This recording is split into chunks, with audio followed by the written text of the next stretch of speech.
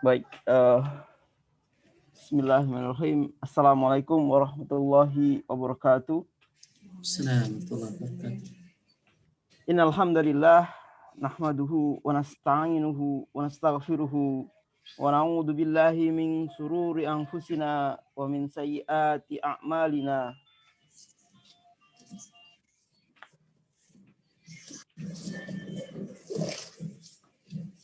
Wa min sayyiati a'malina may yahdihillahu fala mudhillalah wa may yudlil fala hadiyalah. Wa asyhadu an la ilaha illallah wahdahu la syarikalah wa asyhadu anna Muhammadan abduhu wa rasuluh. Segala puji bagi Allah. Alhamdulillahirabbil alamin. Kita memuji Allah, kita meminta pertolongan kepada Allah dan juga memohon ampunan kepada Allah. Alhamdulillah kita disampaikan lagi pada kajian rutin pekanan kita kali ini. Alhamdulillah kita masih diberikan nikmat Islam, nikmat iman dan juga nikmat istiqomah. Dan alhamdulillah kami di daerah kami ini di Brisbane, alhamdulillah kita dapat kenikmatan lagi bahwa sholat berjamaah di masjid sudah bisa dengan soft rapat.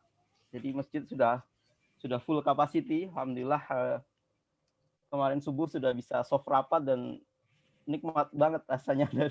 Setelah berbulan-bulan tuh kita renggang-renggang yang rasanya agak aneh, tapi alhamdulillah government sudah boleh dan kita bersyukur di sini. Dan juga saya insya Allah di Indonesia juga akan segera seperti ini sehingga kita bisa kembali ke normal lagi insya Allah.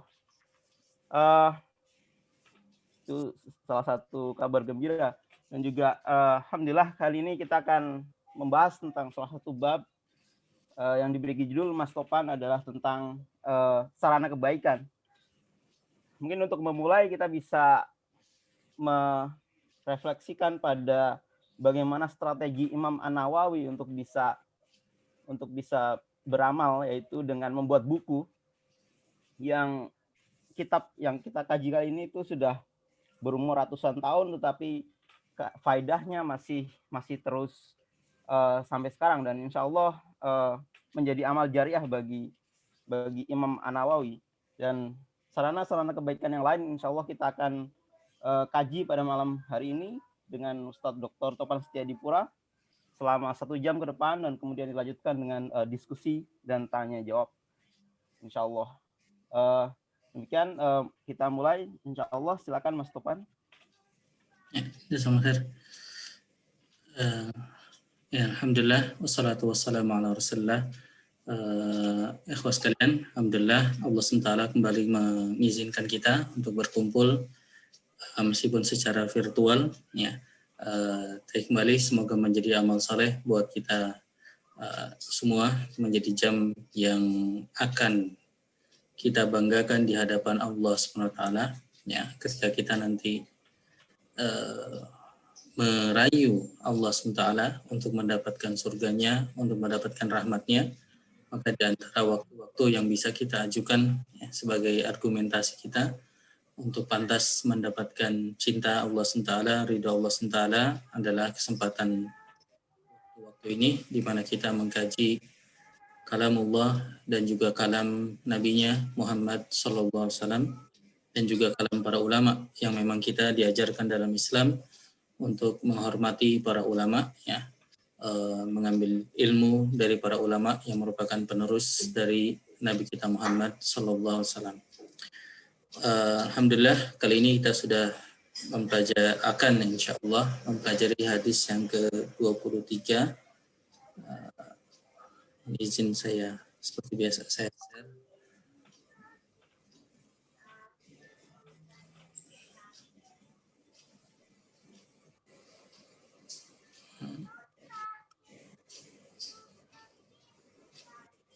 Sebentar.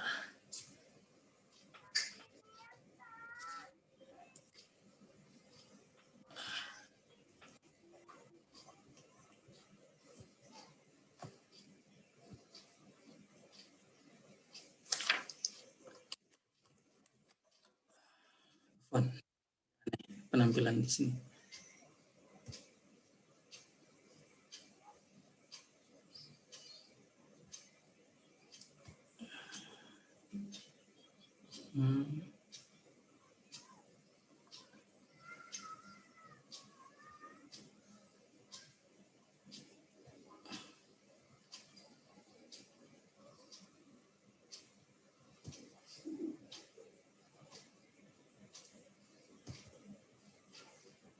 Assalamualaikum.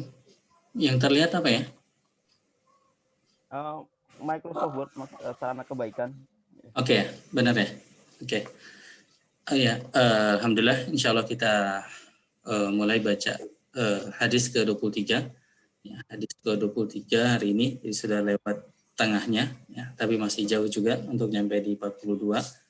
Dan kemungkinan akan lewat juga di bulan Ramadan ya, kalau tidak salah. Kita tidak bisa beres sebelum Ramadan, jadi nanti perlu reschedule. Hadis ke-23 kita kasih judul sarana kebaikan, sarana-sarana kebaikan. Nah, masuk ke matan hadisnya. An Abi Malik, ya, dari Abu Malik, ya, kunyah dari sahabat kita kali ini Al-Harits ibn Asim. Al-Harits ibn Asim Al-Ash'ari radhiyallahu anhu. Dari sahabat Abu Malik Al-Harits ibn Asim Al-Ash'ari radhiyallahu anhu qala, sahabat ini berkata, qala Rasulullah sallallahu alaihi wasallam. Berkata Rasulullah sallallahu alaihi wasallam. Nabi sallam bersabda, ini hadisnya, at-tuhur syatrul iman. At-tuhur atau kesucian atau suci, ya, sebagian terjemahkannya dengan bersuci, ya. Syatrul iman adalah sebagian atau separuh dari al-iman, keimanan. Walhamdulillah, jadi ini kalimat tuhur syatrul iman, bahwasanya kesucian, ya, kadang kita terjemahkan masyarakat kita sering kita dengar kebersihan juga syatrul iman, ya, sebagian atau separuh daripada iman. Walhamdulillah, dan alhamdulillah, kalimat alhamdulillah tamla'u tamla'u al-mizan, ya, memenuhi mizan, ya. Tamla'u al-mizan, memenuhi al-mizan. Ini harokatnya salahnya. Tamla'ul mizan, memenuhi mizan atau timbangan di hari akhirat nanti. Wa subhanallah walhamdulillah tamla'u ma bainas samawati wal ardh. Wa subhanallah walhamdulillah, dan dua kalimat ini, subhanallah, maha suci Allah, dan alhamdulillah, tamla, ya, memenuhi ma bainas samawati wal ardh, memenuhi antara langit dan bumi, ya. Jadi memenuhi ruang yang begitu luas antara langit dan bumi. Itu ketiga. Jadi pertama at-tuhur syatrul iman, alhamdulillah tamla'ul mizan, wa subhanallahi walhamdulillah tamla'u atau tamlani dalam nasabnya ma bainas samawati wal ardh, ruang yang ada antara langit dan bumi. Was-salatu nurun, dan salat adalah cahaya. Was-sadaqatu burhan, dan sedekah adalah bukti. Ya, burhan artinya bukti. Was-sabru diyaun, dan sabar adalah cahaya atau sinar, ya. Jadi nur itu cahaya, dia itu pancarannya, ya. Wal Qur'an hujjatun laka au 'alaika, dan Al-Qur'an hujjatun laka au 'alaika, adalah hujjah bagimu yang menguntungkanmu, au 'alaika, atau terhadapmu. Kullun nasi yaghdu, setiap manusia, yaghdu, ya, pergi untuk menjual dirinya, ya. Fabai'un nafsahu famu'tikuha au mubikuha. Jadi mereka pergi berusaha, mereka menjual dirinya, artinya tentu majasnya, menjual dirinya. Famu'tikuha au mubikuha. Di antara mereka ada yang membebaskan dirinya, yang mereka beruntung dengan bisa membebaskan dirinya, au mubikuha, dan sebagian malah mencelakakan diri mereka. Ya. Jadi ini kalam Nabi kita Muhammad sallallahu alaihi wasallam yang kita pelajari hari ini, ya. Kembali Nabi kita Muhammad bersabda, at-tuhur syatrul iman. At-tuhur, ya, kesucian adalah syatrul iman, bagian daripada keimanan. Walhamdulillah tamla'u al-mizan, memenuhi mizan. Wa subhanallah walhamdulillah tamla'u atau tamlani, ya, memenuhi, ya, ma bainas samawati wal ardh, ruang artinya antara langit dan bumi. Wassalatu nurun, salat adalah cahaya, was-sadaqatu burhanun, sedekah adalah burhan atau bukti, was-sabru diyaun, kesabaran adalah sinar atau pancaran, ya. Wal Quran hujjatun laka aw 'alaika. Sedangkan Quran adalah hujjah bagimu atau hujjah terhadapmu atau melawanmu. Kullun nasi yaghdu, setiap manusia pergi, ya. Yaghdu itu ada akar katanya di situ pagi-pagi, ya. Artinya mereka berangkat, ya. Fabai'un nafsahu, maka mereka menjual dirinya, famu'tikuha au mubikuha. Sebagian berhasil, ya, sukses membebaskan dirinya, sebagian mencelakakan dirinya. Rawahu Muslim, ya, diriwayatkan oleh Imam Muslim. Kita langsung masuk di syarahnya, lumayan banyak, jadi mungkin tidak banyak kita ambil dari Fathul Mubinnya Ibnu Hajar Al-Haytami.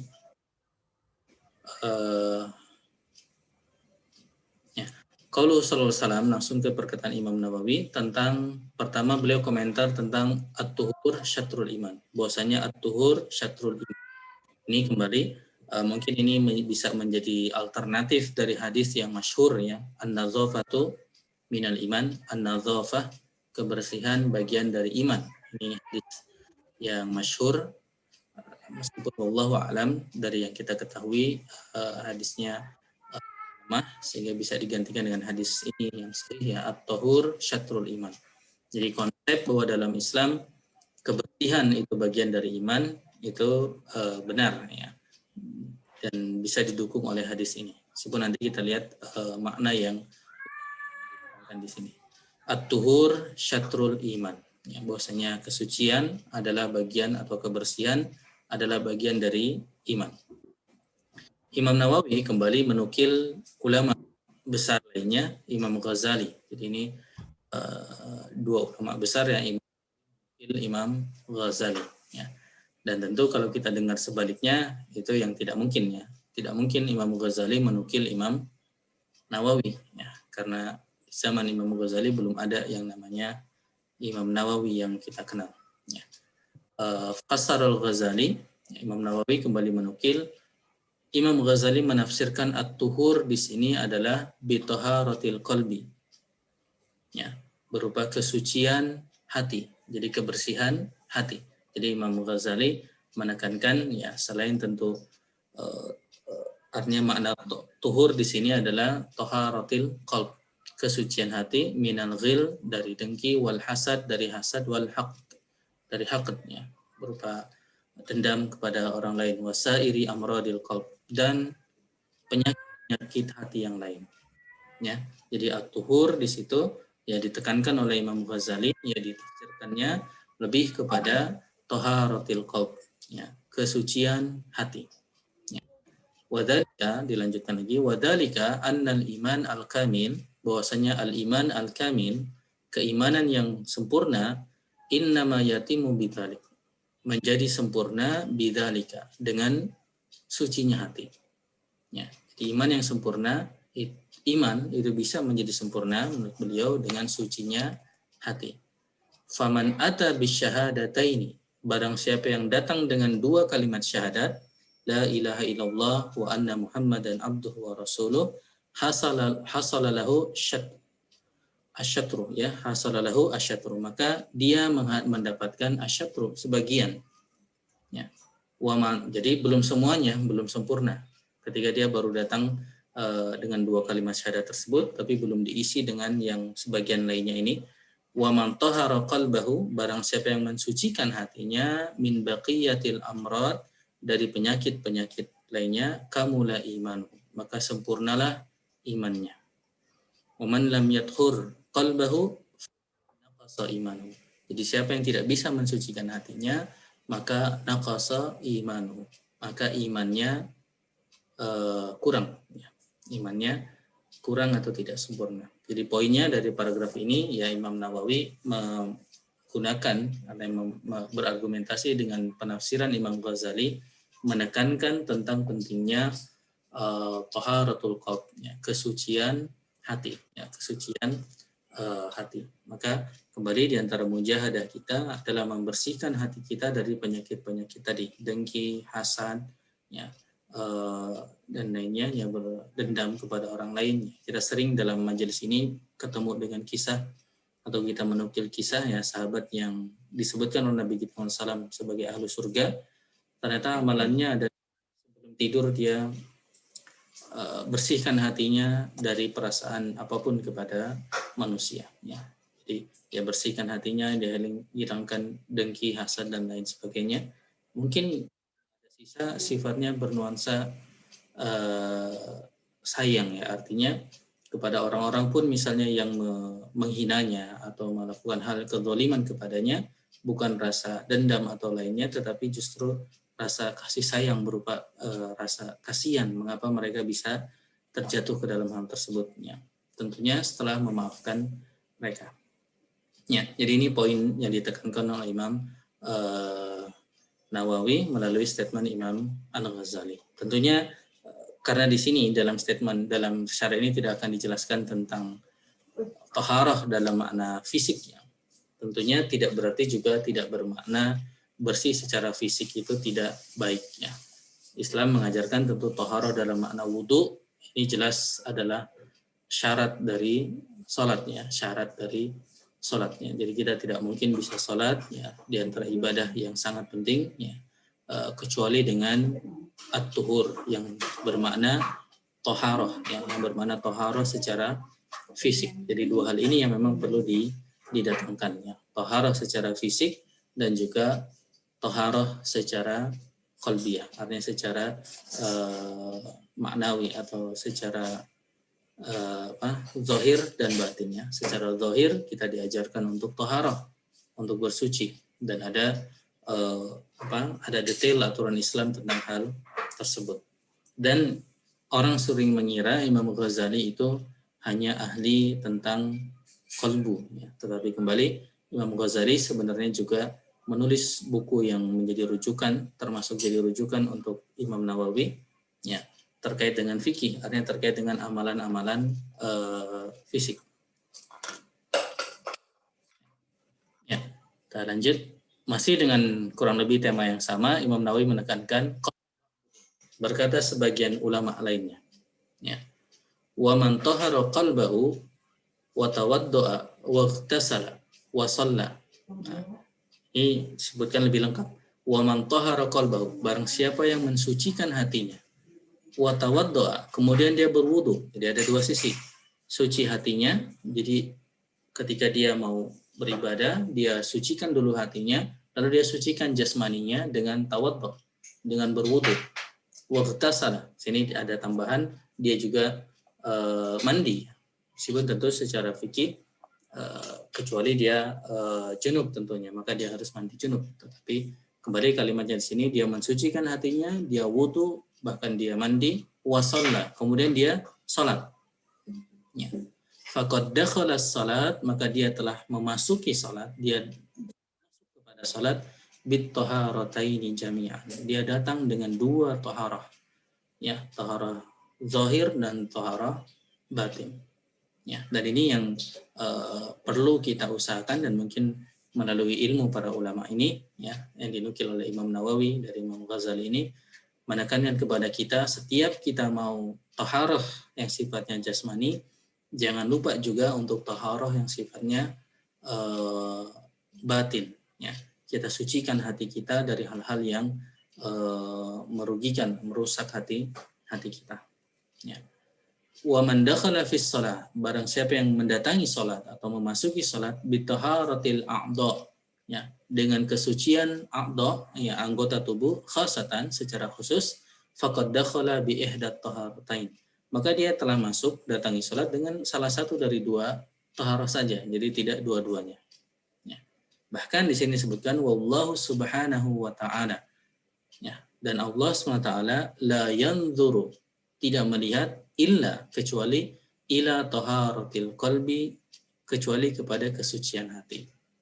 Ya, tentu rekan-rekan sekalian di sini dengan pemahaman bahwa ini sifatnya menekankan. Ini sifatnya menekankan ya, bukan berarti taharah yang sifatnya a'dha itu tidak tidak penting. Ya. Dua-duanya penting, tapi di sini sifatnya menekankan. Jadi ketika ulama yang dinukil oleh Imam Nawawi ini mengatakan la yanzuru illa ila taharatil qalbi, tidak melihat kecuali tentang kepada kesucian hati, tidak berarti kita ngasal dalam masalah taharah yang sifatnya jasmani. Ya. Bahkan Nabi kita SAW ya, ketika para sahabat ya di antara riwayatnya ya tentang wudhu ya, ketika para sahabat tidak sempurna dalam salah satu dari cara wudhu yang mana mereka tidak sampai airnya membasahi mata kaki ya, dalam riwayatnya disebutkan Nabi kita SAW bahkan berteriak ya, sebelum sampai kepada para sahabat beliau berteriak SAW ya, wailul lil aqabi minan nar, wailun lil aqabi minan nar ya. Jadi celakalah ya mata kaki yang tidak terkena air tersebut, celaka mata kaki yang tidak terkena air tersebut ya. Artinya kita tidak meremehkan juga cara wudhu dengan ngasal ya, tidak begitu. Nabi SAW mengingatkan ketika para sahabat salah dalam cara wudhu, di mana ketika membasuh kakinya, mata kakinya itu tidak terbasahi. Ya, maka kita kembali tetap menyempurnakan juga cara kita berwudhu ya. Bagaimana anggota-anggota wudhu itu juga kita berikan haknya, ya, berikan haknya. Bahkan para ulama banyak memberikan penekanan, misalnya cara wudhu misalnya tentang tentang mengusap wajah dan batas wajah, sebenarnya kita ketahui ya, tempat tumbuh rambut di atas sampai dagu ya, tempat tumbuh janggut ya. Kalau ada janggutnya maka diusap juga, dibasahi, dan dari kanan kirinya dari kedua telinga. Maka untuk menjamin bahwasannya semua itu terbasahi ya, memenuhi syaratnya, maka disunnahkan untuk melebihkan ya, jadi membasuhnya agak lebih dari batas-batas tersebut. Mengapa begitu? Karena kembali para ulama memberi perhatian terhadap kesempurnaan tata cara kita wudhu yang sifatnya jasmani ya. Jadi kembali ini hanya memberi penjelasan, tidak berarti kita sembarangan dalam wudhu yang sifatnya jasmani. Hanya ketika kita memberi perhatian terhadap wudhu yang sifatnya jasmani, ya bahkan waliyadzubillah tentu salah ya, bahkan kita sampai ribut tentang tata cara wudhu yang sifatnya jasmani. Satu hal yang perlu untuk kita perhatikan lebih adalah wudhu atau bersuci yang sifatnya hati ya, sifatnya tadi batin ya, sifatnya batin. Nah, penekanannya di sini ulama yang dinukil oleh Imam Nawawi di sini statementnya adalah Allah tidak melihat kecuali kepada taharatul qalbi. Ya, dan berargumen dengan hadis Nabi kita Muhammad SAW, liqaulihi sallallahu alaihi wasallam, innallaha la yanzuru ila suwarikum. Allah SWT, sesungguhnya Allah SWT tidak melihat kepada suwarikum, bentuk kalian, ya, kepada bentuk kalian. Ini Allah alam, di sini hadis yang diriwayatkan oleh Imam Nawawi mungkin agak berbeda dengan yang sering kita hafalnya. Wa absyarikum, dan juga kulit kalian, walakin yanzuru ila qulubikum, tetapi Allah melihat kepada hati kalian. Jadi kata kuncinya di sini, walakin yanzuru ila qulubikum, tetapi Allah SWT melihat kepada qulubikum, hati kalian. Jadi kembali poinnya, kalau kita memperhatikan taharah yang sifatnya jasmani, maka di sini kita harus lebih memperhatikan taharah yang batin, kesucian hati kita. Ya, dan ini kembali ikhwah sekalian, mungkin satu hal yang bisa diantara take away, ya, diantara pelajaran kita dari malam ini adalah setiap kita mencoba untuk berwudu, coba kita pertanyakan apakah hati kita juga sudah dibersihkan. Ya, sehingga tidak pas kalau kita berwudu membersihkan hal-hal yang sifatnya fisik, tetapi hati kita masih kotor dengan penyakit-penyakit hati. Tadi contohkan penyakit hati yang sifatnya dengan sesama manusia, termasuk juga tentunya penyakit hati dengan Allah SWT, ya. Itu malah lebih berat, ya. Misalnya suudzon kepada Allah SWT, ya. Merasa Allah tidak adil dengan apa yang terjadi, ya. Ini juga perlu di antara hal penyakit hati yang perlu dibersihkan.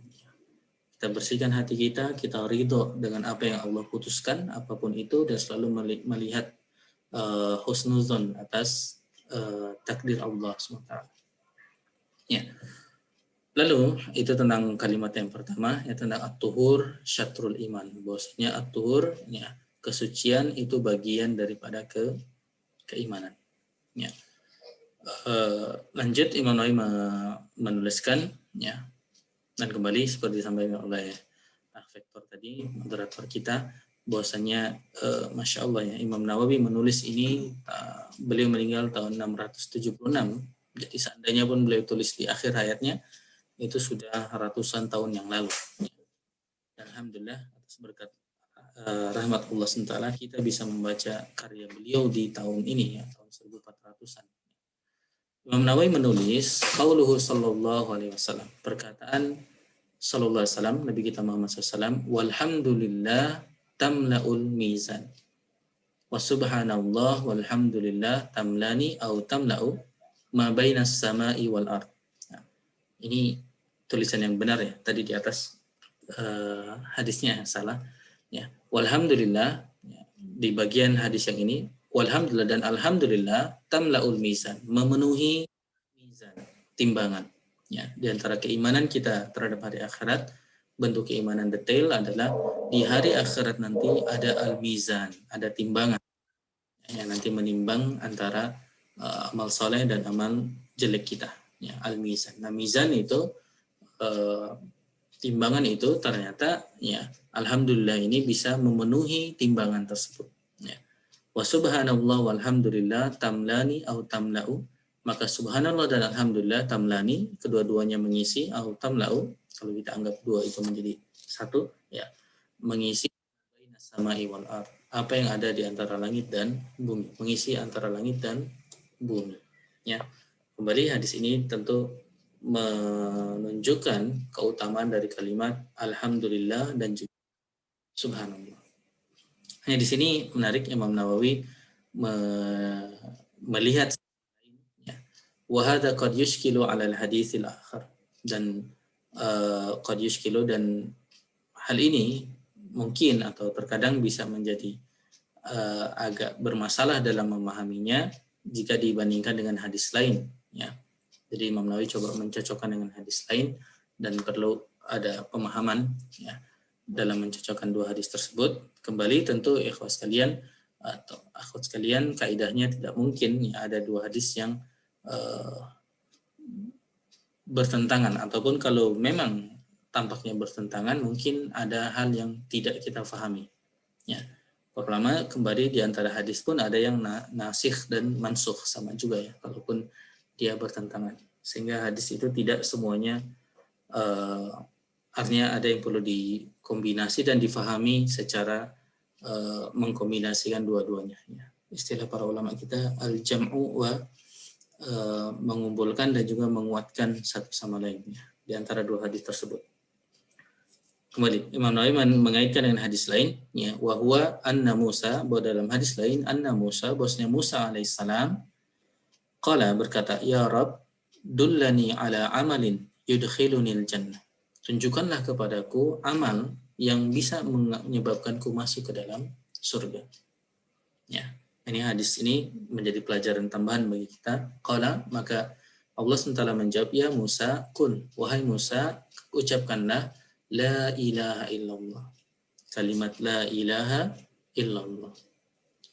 Falau wudi'atis samawat asab wal ardun asab fi kifatin, ya, jika ditempatkan, ya, langit yang 7 dan juga bumi yang 7, ya, jadi 7 langit dan 7 bumi, ya, di satu sisi dari timbangan, wala ilaha illallah fi kaffatin atau fi kifatin, ya, di daun timbangan yang lain, la rajahat bihim la ilaha illallah, maka la ilaha illallah itu akan lebih berat, ya, akan lebih berat dibandingkan dengan 7 langit dan 7 bumi ini, ya, 7 langit dan 7 bumi ini, ya. Jadi ini pelajaran lain dari zikir lain yang juga menjadi pelajaran bagi kita, yaitu kalimat la ilaha illallah. Ya, kalimat la ilaha illallah. Tentu pengucapan pertama ini menjadi sebab seseorang masuk Islam. Tapi setelah masuk Islam, menjadikannya sebagai zikir itu juga sebuah amalan yang besar nilainya. Yang bahkan disebutkan berat daripada 7 langit dan 7 bumi. Ya. Dan di sini Imam Nawawi mengatakan wa ma'lumun anna samawati wal ardin awsa mimma bainas samai wal ard. Ya. Dan maklum, ya diketahui bahwasanya 7 langit dan 7 bumi itu awsa, lebih luas daripada bainas samai wal ard, antara langit dan bumi. Ya. Kembali antara langit dan bumi yang disebutkan apa? Diisi oleh alhamdulillah dan subhanallah. Wa idza kanatil hamdulillah tamla'ul mizan wa ziyadah. Kalau alhamdulillah saja sudah bisa memenuhi mizan, ya alhamdulillah bisa memenuhi mizan, ya. Lazima an natakawunan lihamdilillah tamla'u ma bainas samai wal ard. Ya, maka alhamdulillah itu akan memenuhi apa yang ada di antara langit dan bumi, karena mizan itu lebih luas daripada langit dan bumi. Dan alhamdulillah bisa memenuhi mizan. Ya. Semoga bisa difahami. Jadi kan menarik ya, dalam hadisnya alhamdulillah itu memenuhi mizan. Lalu ketika ditambah dengan subhanallah, memenuhi sesuatu yang malah lebih kecil daripada mizan. Ya, sesuatu yang lebih kecil daripada mizan, yaitu antara langit dan bumi. Ya. Semoga bisa difahami maksud yang diperhatikan oleh Imam Nawawi. Jadi alhamdulillah tamla'ul mizan. Alhamdulillah itu bisa memenuhi mizan. Dan mizan itu lebih luas daripada 7 langit dan 7 bumi. Lalu ketika alhamdulillah dan subhanallah itu ternyata bisa di dalam kalimatnya bisa memenuhi sesuatu yang malah lebih kecil, yaitu antara langit dan bumi. Ya. Tidak bertentangan, tetapi ya jelas artinya, maksudnya ya jelas langit dan bumi pasti terpenuhi karena alhamdulillah sendiri saja sudah bisa mengisi al-mizan. Tetapi di sini wal murad, pelajaran bagi kita ya, yang dimaksud dari hadis ini laukana jisman, seandainya alhamdulillah atau pahala dari mengucapkan alhamdulillah dan subhanallah juga termasuk kalimat la ilaha illallah dalam hadis di atas, itu jisman adalah sebuah jism ya, sebuah jasad begitu, la mala'a atau sebuah bentuk ya, la mala'a al mizan, maka akan memenuhi mizan. Artinya maknanya adalah begitu besar pahalanya atau nilainya dari kalimat alhamdulillah dan juga kalimat-kalimat yang disebutkan di atas. Au anna thawab alhamdulillah yamla'uha, atau thawabnya. Ini Imam Nawawi, thawabnya yaitu pahalanya memenuhi al-mizan. Ya. Nanti di akhir ada sebagian sedikit tambahan tentang hal ini ya, tentang keutamaan dari alhamdulillah itu sendiri. Poinnya tentu rekan-rekan sekalian tentang bab ini bahwasanya zikir adalah di antara hal yang sangat penting bagi kita ya, karena kita tentunya banyak sekali kelemahan kita, banyak sekali kelalaian kita. Nah, zikir ini istilahnya ringan tetapi pahalanya luar biasa besar ya. Pahalanya sangat besar. Sehingga sesuatu yang istilahnya kayak bonus lah ya. Amalnya sedikit ya, alhamdulillah kan ringan sekali. Alhamdulillah.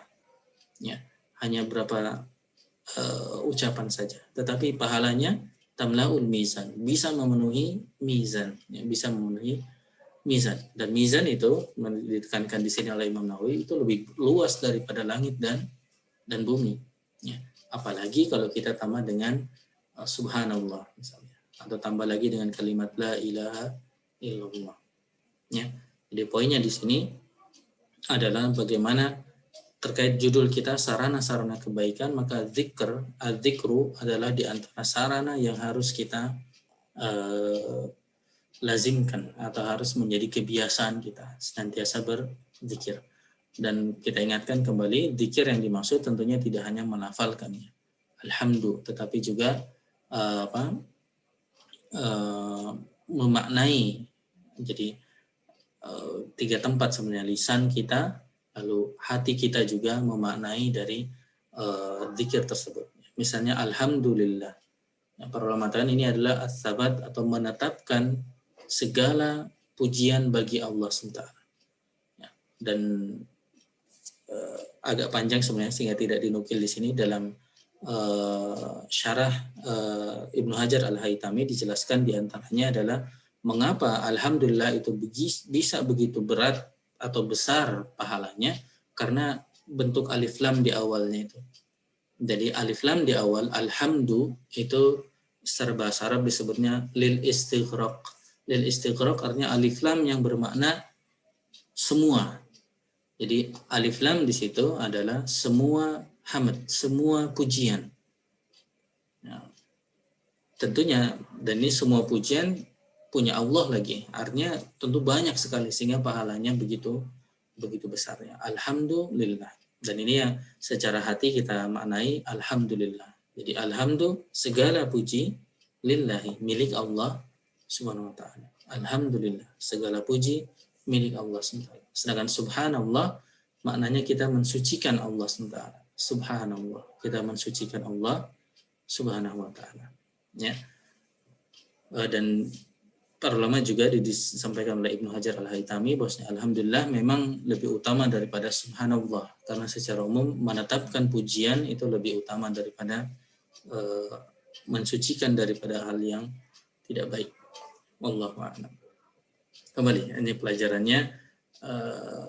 Kalau kalimat pertama pelajarannya memperhatikan taharatul qalb, maka yang bagian kedua ini memperhatikan zikir.